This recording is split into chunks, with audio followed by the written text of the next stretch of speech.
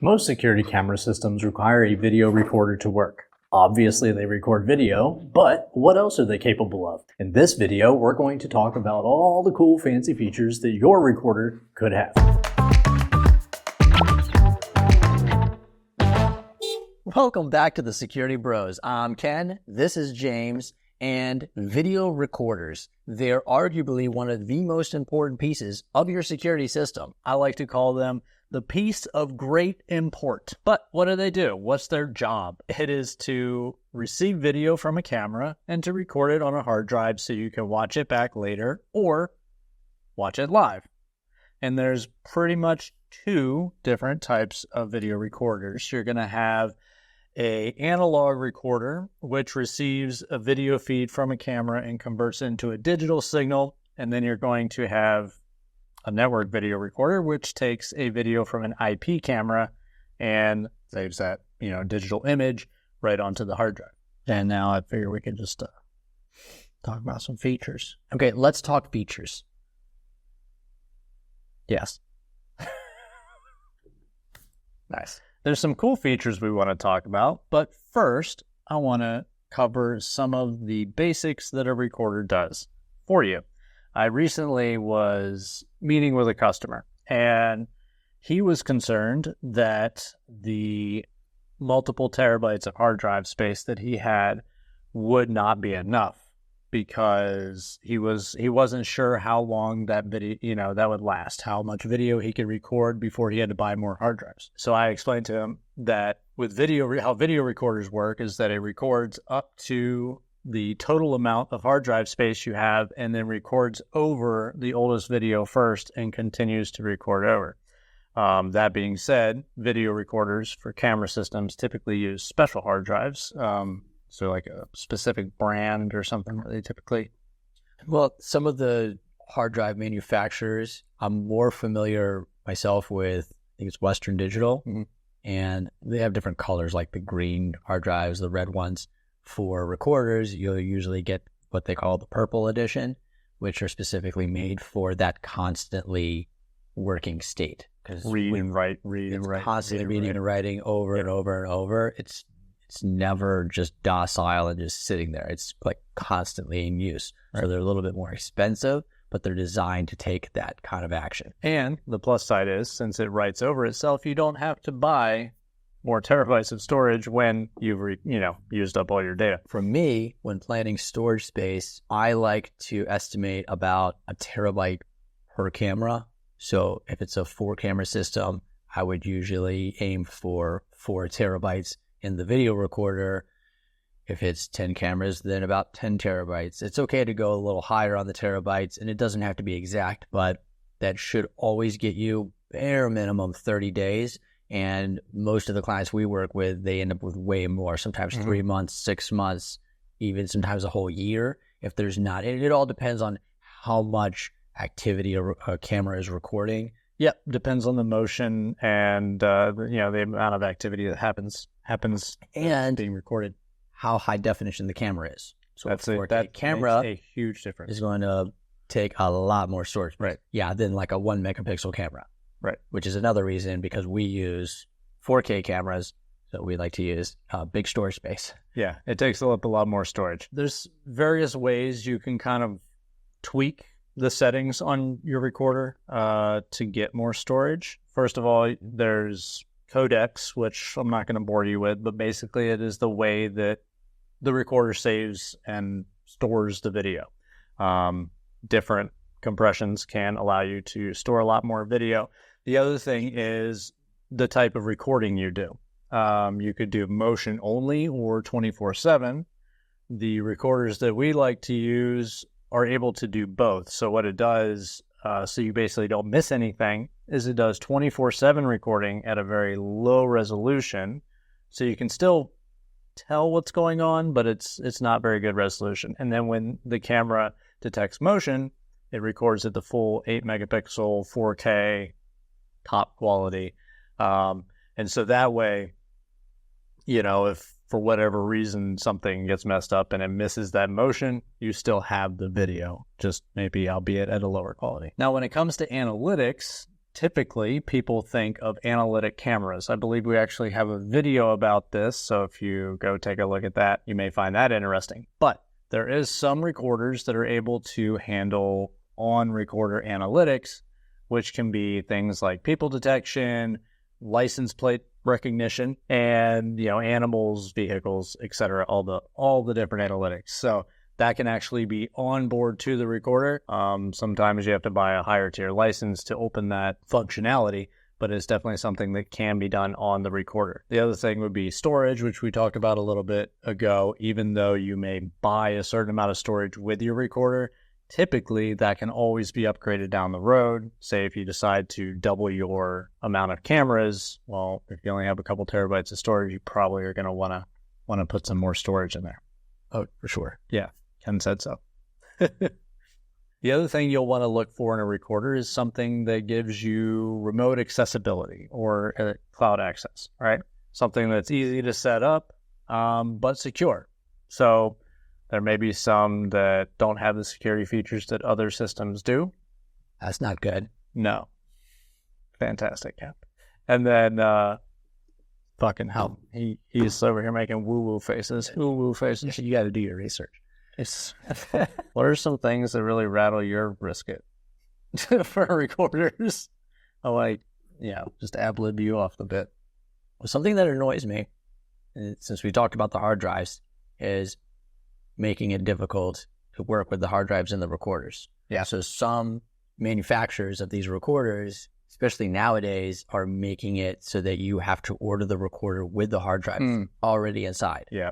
That's and big what I don't like about that is that, as you also mentioned, if you want to upgrade, add more cameras, so you need more storage space, you can't simply just stick another hard drive in it. You have to send the whole unit back to the manufacturer for them to add more drives. And if you ever do have a hard drive issue, one crashes, you have to take the whole unit and send it out. In the meantime, you're not recording anything while you're sending that out, as opposed to before, you could just show up, slam a new hard drive in there, and you were good to go. I like to be able to put in our own drives, and I like them to be front loading, so you don't have to take the whole unit out of the equipment rack. I had to work with a system the other day where the entire thing had to come out of the rack, and this was a very full rack, so it was a entirely loaded camera system, had 16 cameras on it, so all the wires plugged into the back, everything going on like that.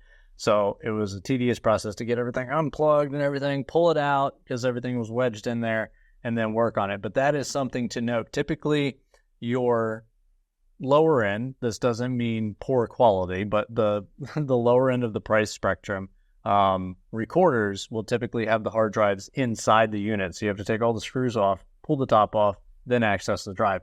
But if you're buying more enterprise grade, those a lot of times will have all the hot swappable or easy to put in and out hard drives on the front.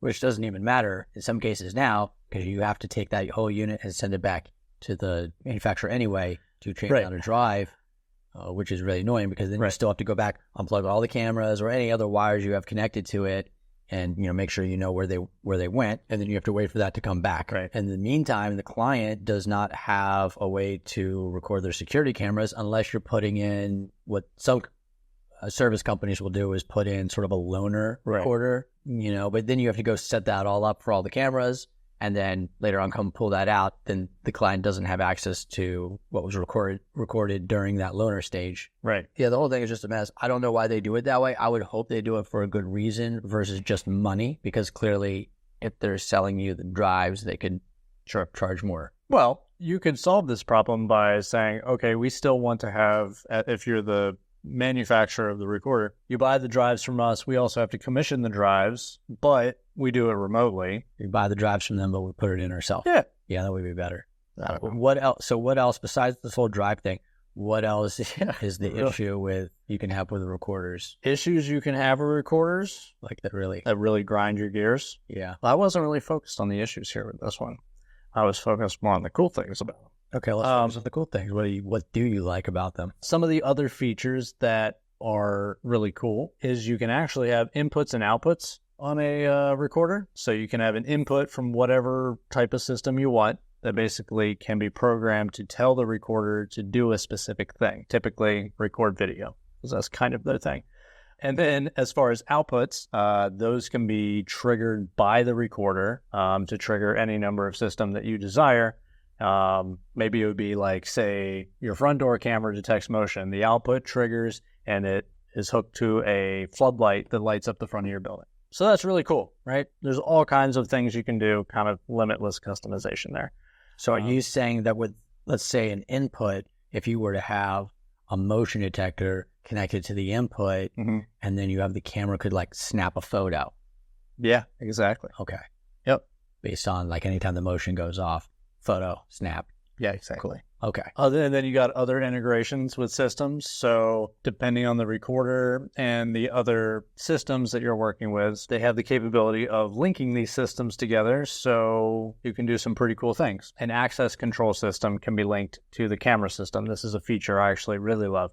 So when I go up to a building and scan my key fob on the front door, the footage in the camera software is linked to that access control event. And in the access control software, the video is linked. Another cool thing you can do is privacy masking. A lot of people don't really use this too much, but basically if a camera is pointing at something, you can block off part of the image and it won't record any video in that area. It'll be basically like a blacked out box. You asked me earlier if there's anything I don't like about recorders, and one of them is built-in PoE ports. There's a specific reason for this. It's really convenient. A lot of recorders will have a number of network ports on the back of them so you can connect cameras.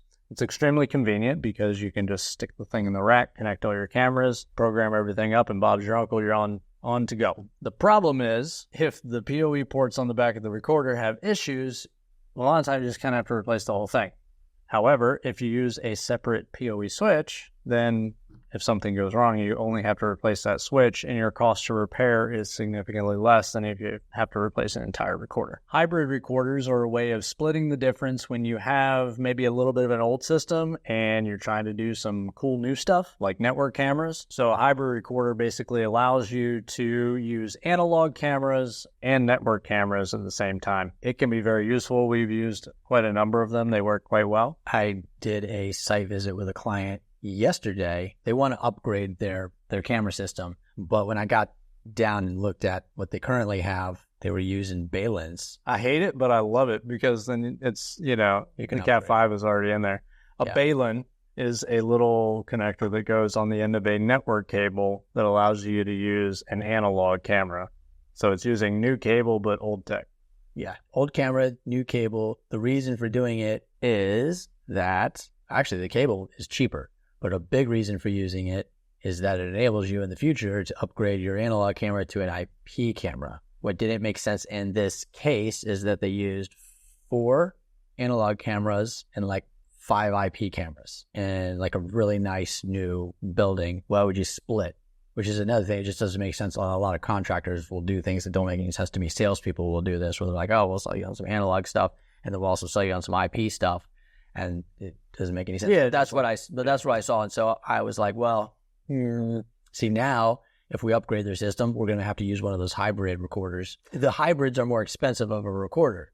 So in some ways, they're better off. They might be better off getting just the regular network recorder that does not handle analog. And just upgrading those couple cameras. Upgrade it. A lot of recorders are capable of doing audio recording. Of course, this is also dependent on the cameras that you have in. Do this at your own risk and your own research, though, because in a lot of cases it can be actually illegal to record audio from the cameras. We just never do it because the laws prohibit it in our area. Do you have anything to add?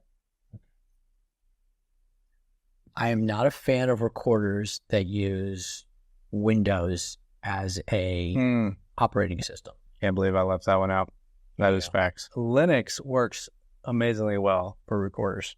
Well, Linux was developed. Every time I've worked with a Windows-based recorder, it's always been kind of... But you have all of the issues that go along with a Windows-based system, which anyone who ever has used a Windows laptop knows. It'll just out of nowhere decide to reboot and do weird updates, and it's a mess.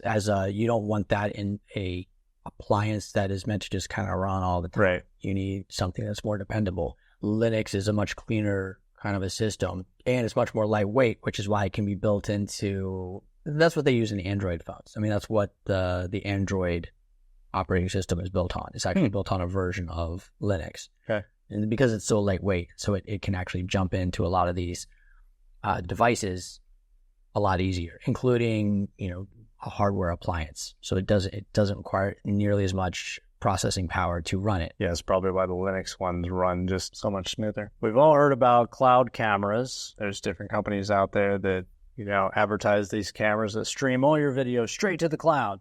Don't need a recorder, don't need nothing. You just need power for your camera and a connection to a network. Do you think that cloud cameras are going to replace recorders and traditional camera systems where all the cameras are connected to a central recorder?